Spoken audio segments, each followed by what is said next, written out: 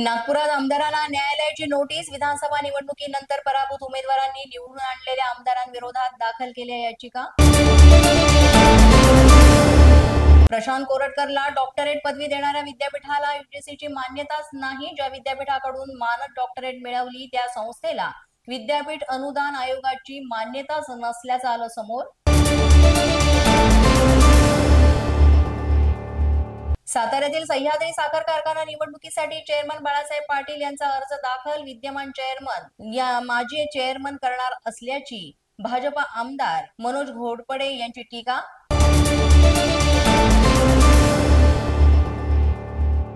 माजी सहकार मंत्री हर्षवर्धन पाटील यांच्याकडून इंदापूर बस स्थानकाची पाहणी। स्वारगेट घटनेनंतर इंदापूर बस स्थानकाच्या सुरक्षेची आणि स्वच्छतेची घेतली माहिती।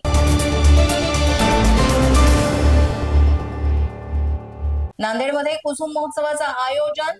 महोत्सवामध्ये अंताक्षरीचंही आयोजन। अंताक्षरीत अशोक चव्हाणांनी पत्नीसाठी गायलं गाणं। आगामी महापालिका निवडणुकीच्या पार्श्वभूमीवर युवा सेना ऍक्टिव्ह। नाशिकमध्ये शिंदे यांच्या शिवसेनेच्या युवा फळीची बैठकीला नाशिक शहरातील युवा सेनेचे पदाधिकारी कार्यकर्ते उपस्थित। राम गणेश गडकरी यांच्या संपूर्ण गडकरी या पुस्तकावर बंदी आणण्याची मिटकरींची मागणी। पुस्तकात छत्रपती संभाजी महाराजांची प्रतिमा मलिन होईल अशी भाषा वापरली गेली आहे, मटकरींचा आरोप। गिरीश महाजन नाशिकचे पालकमंत्री होणार असल्यानं त्यांनी यंत्रणा हातात घ्यायला सुरुवात केली आहे। पोलीस बंदोबस्तात बाजार समितीच्या संचालकांना जिल्हाधिकारी कार्यालयात नेण्यात आलं। सभापती देवीदास पिंगळे यांचा गिरीश महाजनांवर गंभीर आरोप।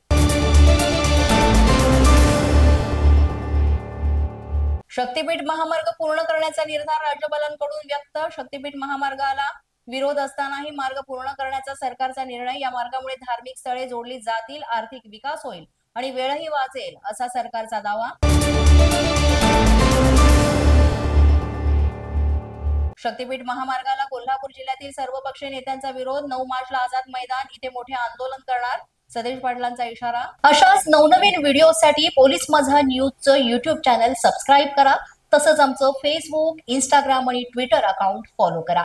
अधिक माहितीसाठी आमच्या www.polismazhanews.com या वेबसाईटला भेट द्या। पाहत रहा पोलीस माझा न्यूज।